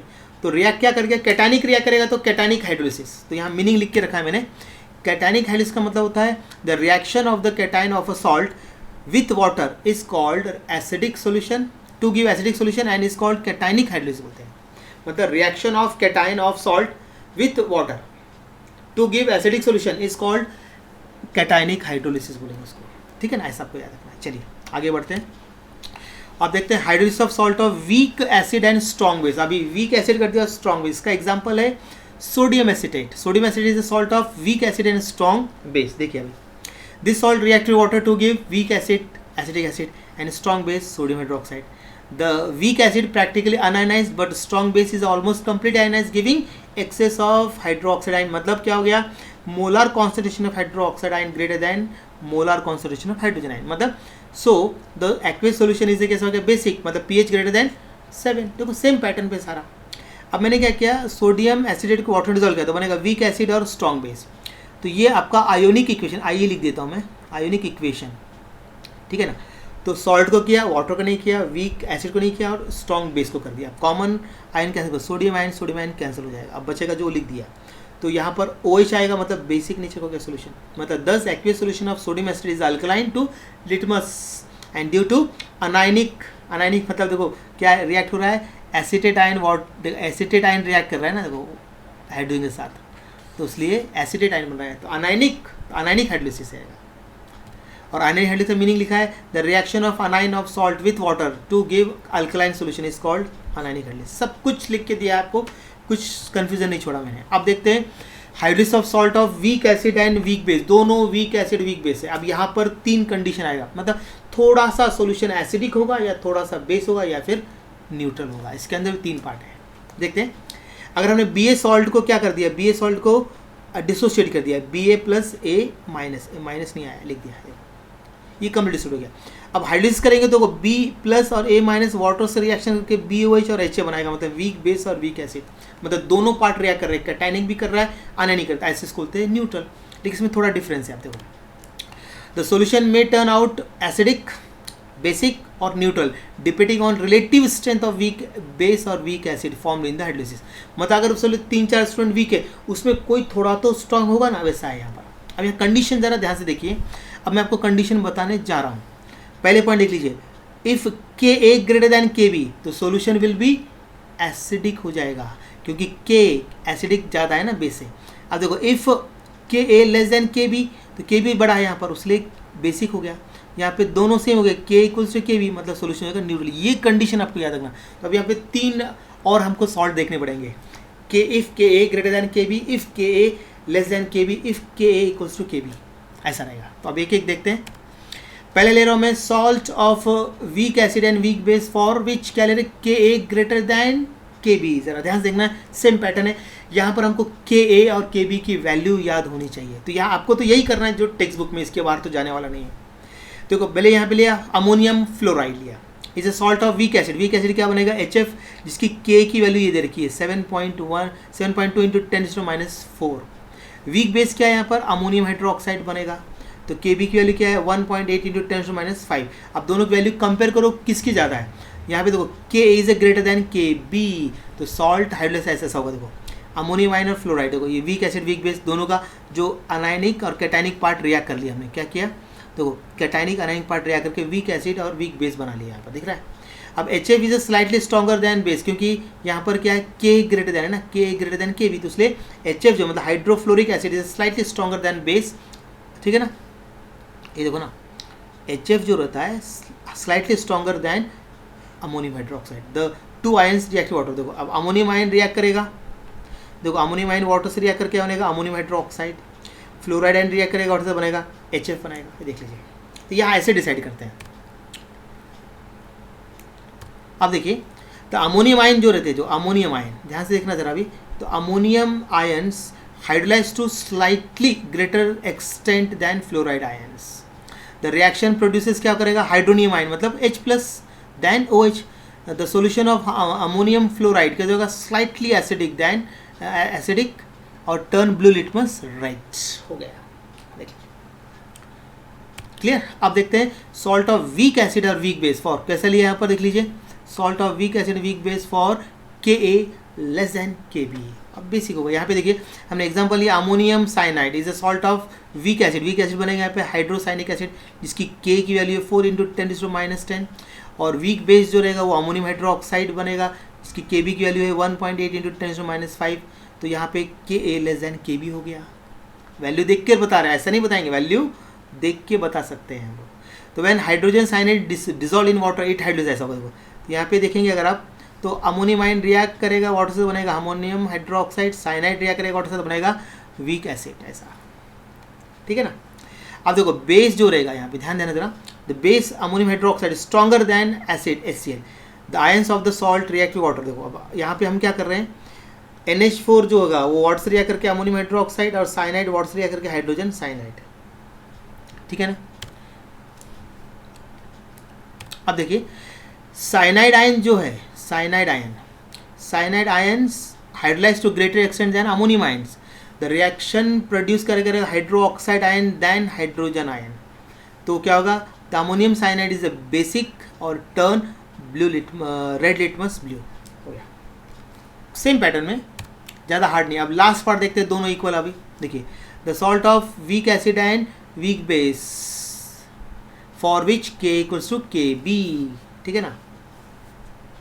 तो अब देखिए अमोनियम हमने इसलिए सॉल्ट लिया अमोनियम एसिटेट, तो ये जो रहेगा is a salt of weak acid. Weak acid क्या बनेगा, एसिटिक एसिड, जिसकी के की value 1.8 into 10⁻⁵ and weak base बनेगा अमोनियम हाइड्रोक्साइड, इसमें के बी की वैल्यू 1.8 इंटू 10⁻⁵। दोनों की वैल्यू सेम है, मतलब when the salt of ammonium acid dissolve in water it hydrolyse हो। तो नेगेटिव पार्ट जो होगा, जो नेगेटिव पार्ट है वो वाटर से रिएक्शन करके बनेगा एसिड, और पॉजिटिव पार्ट वाटर से रिएक्ट करके base, weak acid weak base. The ions of this salt, देखो अब यहाँ पे ध्यान देना है आपको कि ions of this salt react water, तो वाटर के साथ रिएक्ट करके क्या बना रहा है, देखो एसिटेट आयन बनाएगा एसिटिक एसिड, और अमोनियम आयन बनाएगा अमोनियम हाइड्रोक्साइड। सेम पैटर्न पर है, ओके।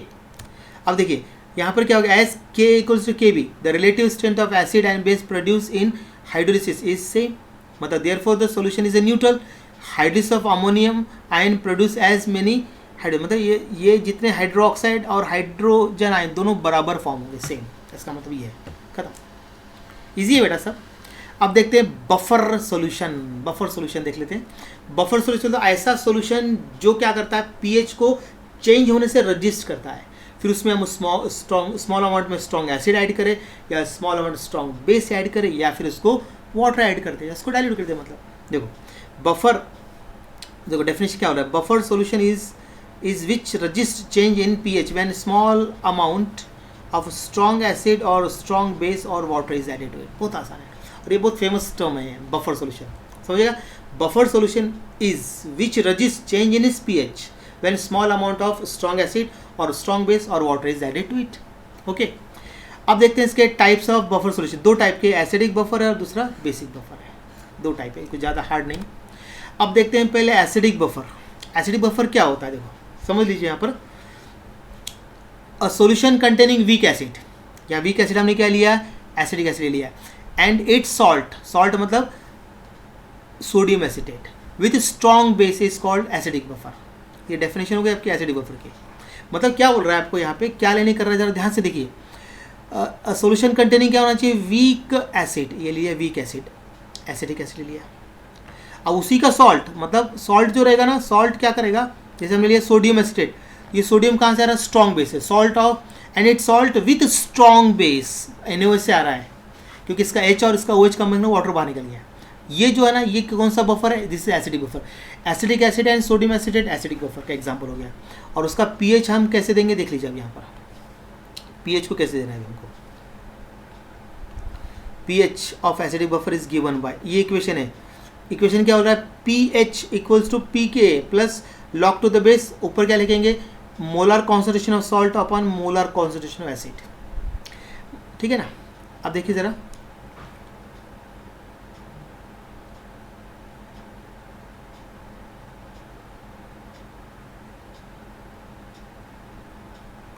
हाँ जरा ध्यान से देखिए जरा, तो यहाँ पर देखो पी के, यहाँ पी के का फॉर्मूला क्या बनता है, जरा देख लीजिए। पी के क्या हो रहा है, पी के इक्वल्स टू होता है minus log to the base के, और के क्या होता है, डिसोसिएशन कांस्टेंट ऑफ एसिड है। और इस इक्वेशन में बोलते हैं हेंडरसन हैसेलबाच इक्वेशन। क्या बोलेंगे, हेंडरसन हैसेलबाच इक्वेशन बोलना है इसको। हो गया, बहुत आसान है, ये फॉर्मूला याद रखिए। अब देखिए बफर मतलब बेसिक बफर सॉल्यूशन देखते हैं। अब उसका उल्टा कर दो, यहाँ पे हमने क्या लिया है, देखो अमोनियम हाइड्रोक्साइड, ध्यान देखना जरा, weak base, solution containing weak base, मतलब लिया अमोनियम हाइड्रोक्साइड, और उसका सॉल्ट मतलब यहाँ पे लिया हमने अमोनियम क्लोराइड। क्लोराइड कहाँ से आ रहा है, HCl से, मतलब विथ स्ट्रॉन्ग एसिड। देखो क्या बोल रहा है यहाँ पे, स्टेटमेंट फिर से देख लीजिए। Solution containing weak base, ammonium hydroxide लिखा मैंने, एंड इट सॉल्ट, ये सॉल्ट लिखा, with strong acid is called S basic buffer बोलना है। तो ये देखिए, ये वो इसी को वर्ड्स में लिखा है, यही आपका एग्जाम्पल है आपका ये, ठीक है ना। अब देखिए पीओएच ऑफ बफर को ऐसे देंगे, देखो पीएच, ध्यान देना formula, POH equals to PKB equals plus log to the base molar concentration salt upon base. सिर्फ यहाँ पे क्या PKB की जगह PKA की जगह पे PKB और P जगह POH लिखा है। और यहाँ पे देना, ध्यान से देखिए, PKB इक्वल्स टू फॉर्मूला क्या होता है, minus log to the base KB, और KB यहाँ पे क्या है, डिसोसिएशन कांस्टेंट फॉर बेस। और इस इक्वेशन को हम बोलते हैं हेंडरसन हैसेलबाच इक्वेशन बोलना है। खत्म, क्लियर, कोई कंफ्यूजन, खत्म। मतलब solution containing weak base and it salt with strong acid, उसका उल्टा कर दो, वीक बेसिक हो जाएगा, बेसिक आया उल्टा एसिडिक हो जाएगा, ऐसा है।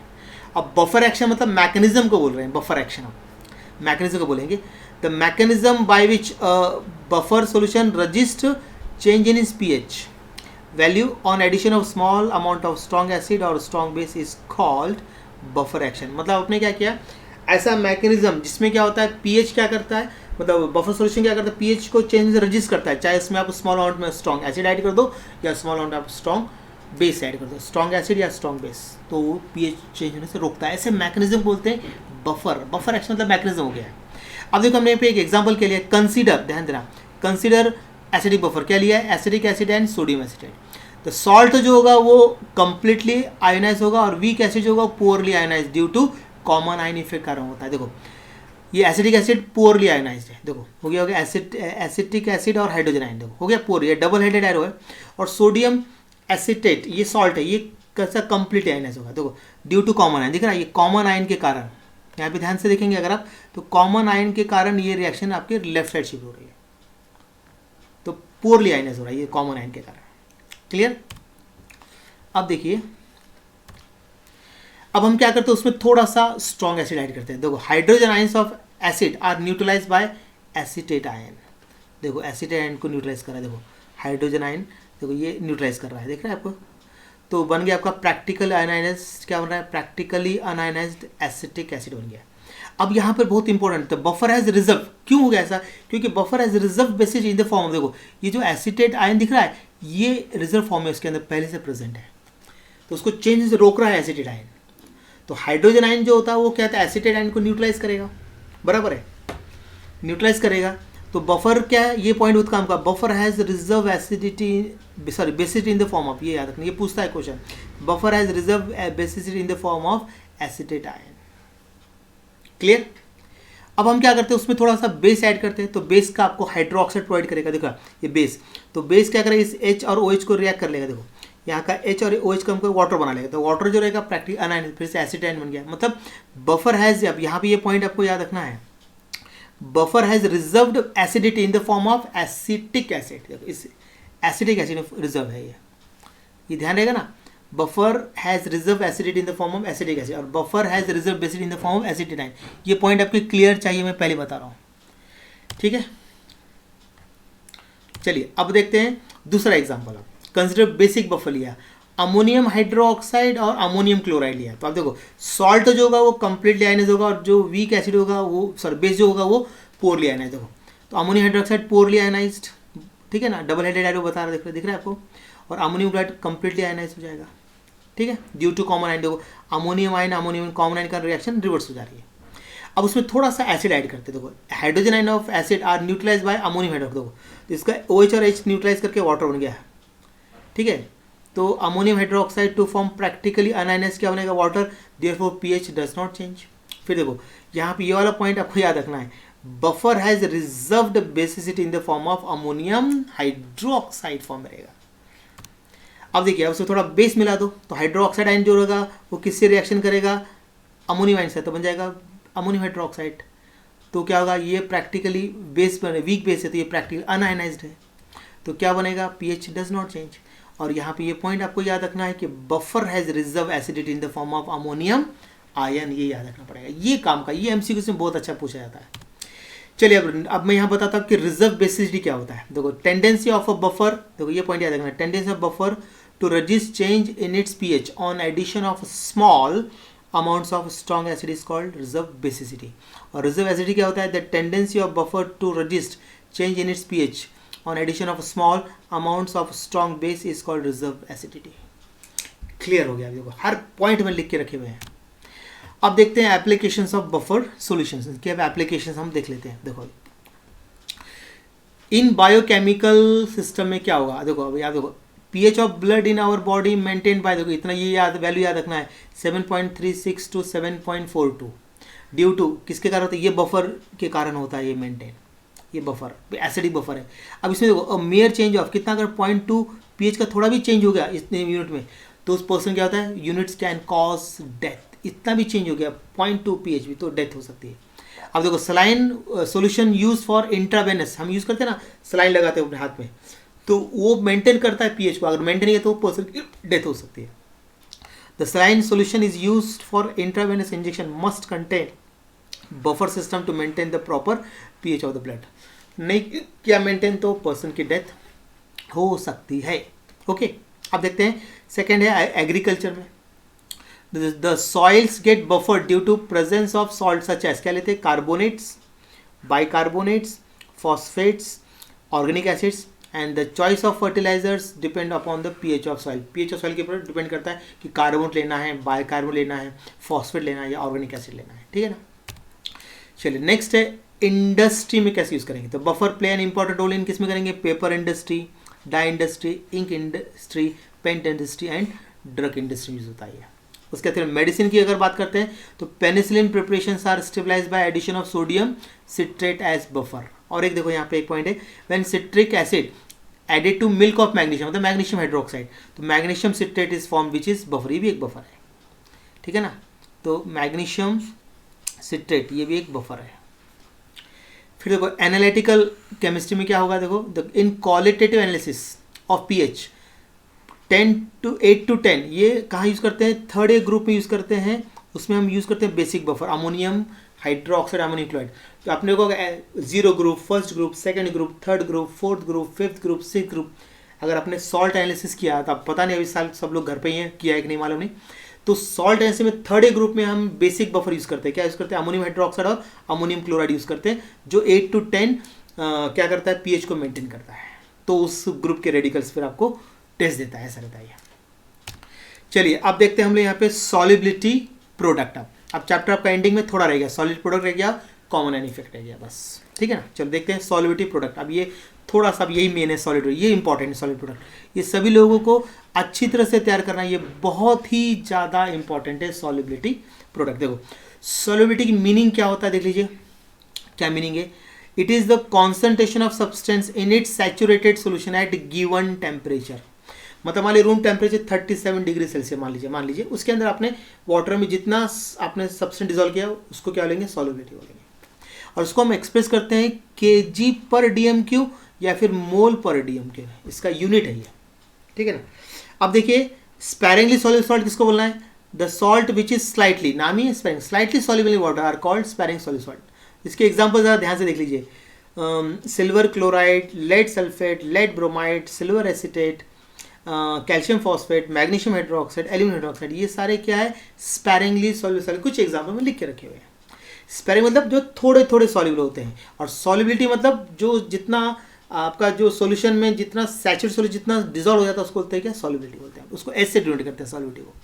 स्पैरिंग सॉल्युबल को हम किससे करते हैं डिनोट, मालूम है क्या आपको? स्पैरिंग सॉल्युबल उसको KSP से करते हैं, KSP। ठीक है। चलिए अब हम देखते हैं यहाँ पर सॉल्युबिलिटी प्रोडक्ट, देखते हैं क्या होता है। देखो सॉलिड प्रोडक्ट क्या होगा, जैसे मान लीजिए मैंने यहाँ पे मैंने 2 इक्विलिब्रियम लिया, ऐसे तो एक ही लेते हैं लेकिन मैंने समझ थोड़ा सा लिया। BA को क्या किया मैंने, BA को डिजोल्व किया वाटर, तो बन जाएगा BA एक्वियस। अब इसमें देखो BA आइनस होगा B+ और A- हो गया।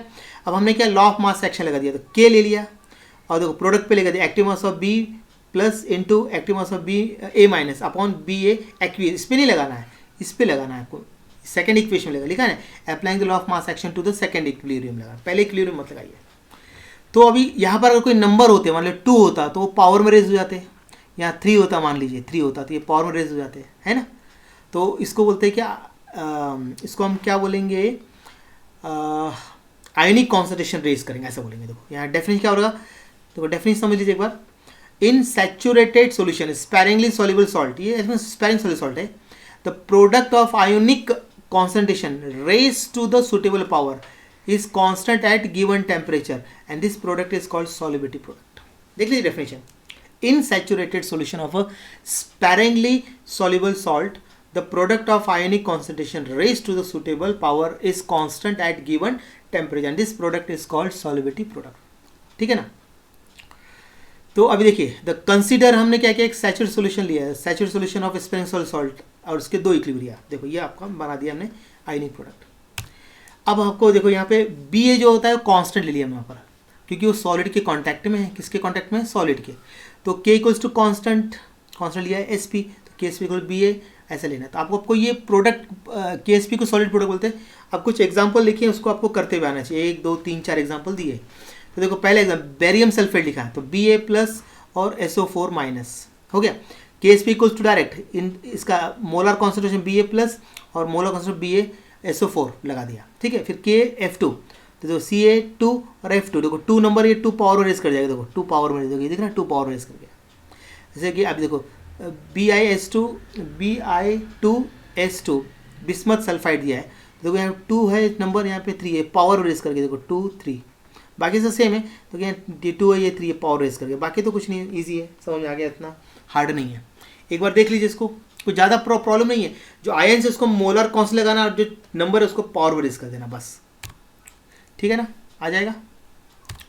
अब लेते हैं relationship between solubility and solid product. अब इससे फॉर्मूले आएंगे, उस पर बेस्ड आपको MCQs करने हैं आपको, ठीक है ना। तो चलिए जरा देखिए अभी सॉल्ट ऑफ BA टाइप, देखो दी सॉल्ट ओनली गिव 2 आयंस, मतलब BA टाइप का जो सॉल्ट 2 आयन देगा, एक तो जैसे B+ A-, जैसे एग्जाम्पल AgCl, तो A हो गया आपका B+, Cl हो गया आपका A-, ऐसा ये BA टाइप शुरू हो गया पूरे। तो अब हमने क्या किया इसको, लेट सॉल्युबिलिटी ऑफ सॉल्ट क्या लिया, S मान लिया हमने, S मोल DM को ले लिया और उसको डिसोशिएट कर दिया। यहाँ मोल यहाँ से भी ऐसे ही लेना, मोल DM को लेने की जरूरत नहीं इधर, सिर्फ एस ले लो यहाँ पर सिर्फ, ठीक है ना। देखो अब यहाँ पर तो बी ए सॉल्ट का क्या है, S mole D M Q, B plus का एस ले लिया है, सॉलिडिटी ए माइनस का एस लिया। अब देखो K S P equals to क्या होगा, बी प्लस, हमने ये इसका इक्वेशन लगाते हैं ना, बना जाएगा ना B plus molar concentration B plus into molar concentration A minus, तो बी की मैंने एस वैल्यू रख दी, ए की एस रख दी, तो एस स्क्वायर हो गया। देखो K S P S square और S equal to under root K S P. देखो ये फॉर्मूला बनेंगे, फॉर्मूला याद है इस पर न्यूमेरिक आने वाले हैं आपको। अब देखो दूसरा देखो बी ए टू या फिर बी टू ए, एक ही बात है, इसमें 3 आयन मिलेंगे आपको, बी ए सी एल टू, तो इसको लीजिए मान लीजिए बी मान लीजिए इसको, और ये आपका ए टू, देखो B A to, B A two, और देखो बी ए टू, यहाँ पे देखो यहाँ पे क्या हो जाएगा, A to B A, A to B A, A to B A, इस टाइप से सॉल्ट आएंगे। और वैसे ही करना है, इसको एस मान लिया, देखो देखो बी ए टू का आइनस किया हमने, डिसोसिएट किया, बी टू प्लस और टू ए, टू है ना, देखो टू ए, उसके टू है, तो इसका बी का एस ले लिया, इसका टू तो लिखना पड़ेगा, एस लिख दिया। अब हमने के एस पी लिख दिया, मोलर कॉन्सेंट्रेशन बी प्लस ए माइनस, इसका स्क्वायर लेना पड़ेगा क्योंकि पावर लेना पड़ेगा, ये जो है ना पावर रेस कर जाता है, ये पावर रेस कर गया, तो इसका एस लिखा, इसका क्या है 2s और पावर 2, तब 2 इंटू टू, 2s इंटू ऐसे लिखना पड़ेगा, तो कितना 2 टू 4 और यहाँ पे 2 और ये 1 3, 4s क्यूब, तो एस इक्वल्स टू क्या हो जाएगा, अंडर क्यूब रूट ऑफ क्या हो जाएगा आपका K S P, third root of क्या हो जाएगा के एस पी अपॉन 4, फॉर्मूला निकालते आना चाहिए। अब लिया मैंने salt of B A three या बी थ्री ए टाइप, मतलब इसमें 4 आयन मिलेंगे, तो देखो बी एल्यूमिनियम हो गया और ये 3 हो गया, ये बी ए थ्री दिख रहा है। अब इसको मैंने डिसोसिएट किया, बी ए थ्री और 3a, बी को एस मान लिया, इसका 3s, तो मोलर कॉन्सेंट्रेशन बी प्लस और ए माइनस इस पावर रेस कर जाएगा, तो इसका एस लिख दिया, इसका 3s और उसका पावर 3, तो 3 इंटू 3 इंटू 3 27 और ये 3 और 1 4 हो गया, 27 एस 4 हो गया, एस पे पावर 4 है, तो S equals to fourth root of K S P upon 27 हो गया। ऐसा करना। अब इस पर न्यूमेरिकल देखते हैं अभी हम लोग, देखो बहुत एक दो करके दिखाता क्वेश्चन में आपको। तो क्वेश्चन बोला है कि सॉल्युबिलिटी ऑफ कैल्शियम फ्लोराइड, पहले देखिए किस टाइप का सॉल्ट है कैल्शियम, तो BA2 टाइप सॉल्ट है। इसका कितना है सॉलिडिटी दे रखा है 2 × 10⁻⁴ मोल पर डीएम। तो गिवन आप लिख लीजिए, जो जो दिया रहता है आप लिख लिया करो इसमें अंदर। गिवन क्या है यहाँ पर, सॉल्युबिलिटी दे रखी, कितनी दे रखी है 2 × 10⁻⁴ मोल पर डीएम को, ये आपको क्वेश्चन में दिया हुआ है। आपको क्या करना है यहाँ पे, सॉलिडिटी प्रोडक्ट निकालना है, मतलब KSP निकालना है आपको यहाँ पर, ये आपको कैलकुलेट करना है। अब फॉर्मूला क्या है बी टाइप में, क्या लिखेंगे KSP इक्वल्स टू क्या हो जाएगा इसका BA2 है, तो मतलब 4SQ फॉर्मूला इसका, याद करो 4 × SQ वाली कितनी है 2 × 10⁻⁴ क्यूब। अब 4 × 2 को 3 टाइम, मतलब 2 × 2 2 × 2 4 × 2 8 हो गया, 8 इंटू इसका कितना 3 टाइम करो तो मतलब इंटू 10⁻⁻12। अब इसको 4 × 8 कितना होता है 32 × 10⁻⁻12 हो गया, आंसर आ गया है, KSP आ गया। देखो ये आंसर आपका, ऐसा कर लेना है सॉल्व। एक और क्वेश्चन बताता आपको, solubility of silver chloride is 1 × 10⁻⁴ mole per DM की, तो इट्स सॉल्युबिलिटी प्रोडक्ट निकाला है। तो ये सॉल्ट कैसे दिख रहा है BA टाइप का सॉल्ट है, या फिर AB बोला तो कोई फर्क नहीं पड़ता, एक ही बात है। तो अभी देखो यहाँ पे गिवन क्या क्या दिया हुआ है, गिवन लिख लीजिए आप। यहाँ पे दिया है सॉल्युबिलिटी दे रखी है 1 × 10⁻⁴ मोल पर DMQ, ठीक है ना। आपको KSP निकालना है यहाँ पर, KSP। तो अभी देखो यहाँ पर, तो KSP इक्वल्स टू उसका फॉर्मूला क्या हो जाएगा, इक्वल्स टू S², यहाँ पे लिखता हूँ इक्वल्स टू S की वैल्यू कितनी 1 × 10⁻⁴ स्क्वायर हो गया, तो KSP इक्वल्स टू 1 × 10⁻⁸ आ गया, खत्म। इस टाइप से आएंगे, हाँ बस वैल्यू कम ज़्यादा हो गया और क्या होने वाला है, इससे कुछ है नहीं। चलिए आप देखते हैं कंडीशन ऑफ प्रेसिपिटेशन। तो प्रेसिपिटेशन की कंडीशन हम जरा देखते हैं यहाँ पर।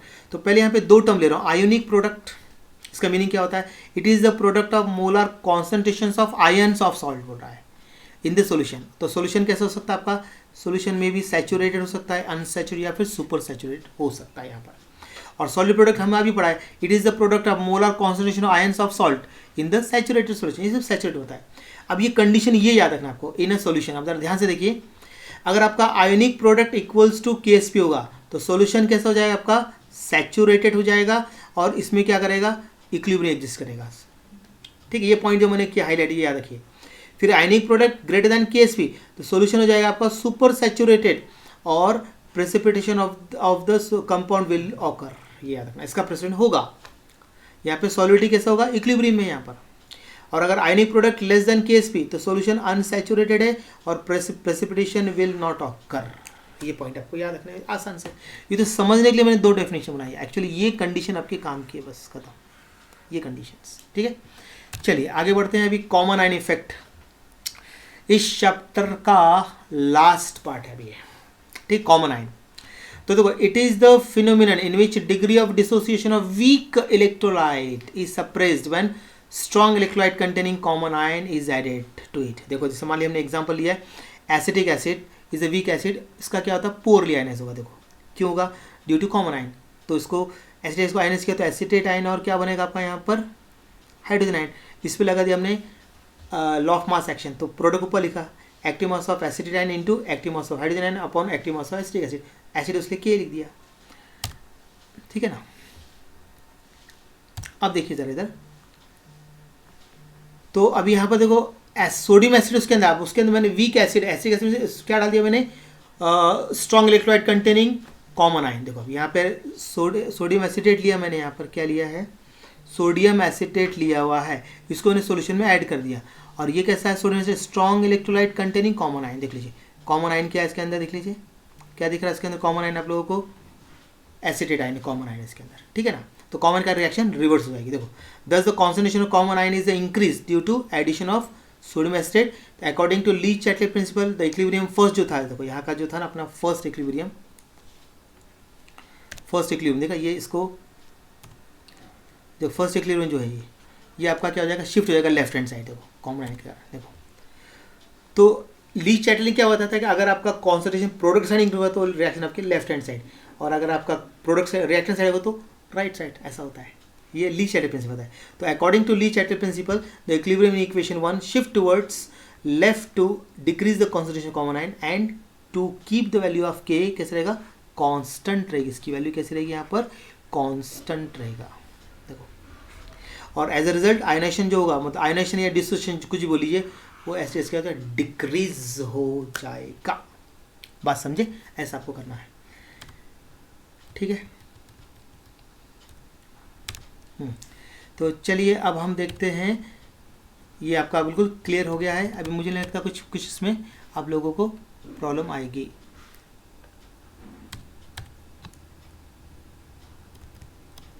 ठीक है, बन जाएगा।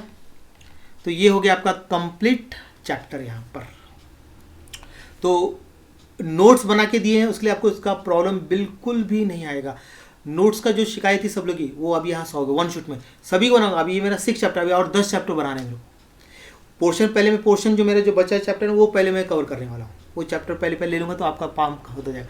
अब इसके बाद मेरा अभी इलेक्ट्रोकेमिस्ट्री रह गया है और केमिकैटिक्स, 2 चैप्टर और रह गए फिजिकल के। इनऑर्गेनिक के आपका ग्रुप 16, 17, 18, फिर उसका इनर और ट्रांजिशन एलिमेंट जो है वो एक है, और एक कोऑर्डिनेशन। ऐसे आपके 6 चैप्टर पहले ये कवर करूँगा, उसके बाद आगे बढ़ूँगा फिर मैं, ठीक है ना। चलिए अब यहाँ पर हम इसको यहाँ पर स्टॉप करते हैं। जो मेरे चैनल पे आज पहली बार आए हैं वो सब्सक्राइब करेंगे और अपने मित्रों के साथ इसको शेयर करेंगे, लाइक करेंगे, जितना हो सकता है इसको लाइक करके इसको स्प्रेड करने की कोशिश करें। और जो मेरे पुराने हमारे प्यारे प्यारे विद्यार्थी पुराने, वो क्या करेंगे, इसको भी लाइक करेंगे और शेयर करेंगे अपने जितने भी WhatsApp group, Instagram, Telegram, Facebook, जो भी है सोशल मीडिया, सब में डाल के इसको बढ़ाएंगे और सर के चैनल को बढ़ाने की कोशिश करेंगे। सर आप लिए अभी अच्छा काम कर रहे हैं, बेफिक्र। मैंने क्या बोला लास्ट टाइम, मैं बच्चों स्टूडेंट का साथ बिल्कुल नहीं छोड़ता, ठीक है, बिल्कुल नहीं छोड़ता मैं साथ। और उसके बाद भी अगर आपको डबल प्रैक्टिस करनी तो आप अनअकैडमी मेरे साथ ज्वाइन कर सकते हैं। अनअकैडमी में सुबह ऐसे अभी का जो लेक्चर चल रहे हैं वो 3:45 से 4:05 है, मतलब 3, उसका जो टाइमिंग ऐसा है उसका 3:45। अब इसके बाद मेरा उन्हीं का 3:45 लेके 4:45, ये स्पेशल का बता रहा हूँ, ये PM इस टाइम ज्वाइन कर सकता है इसको करने की इच्छा होगी तो, ठीक है ना। चलिए ज़्यादा से ज़्यादा लाइक कीजिए और शेयर कीजिए और हमको एनर्जी प्रोवाइड कीजिए। Okay bye.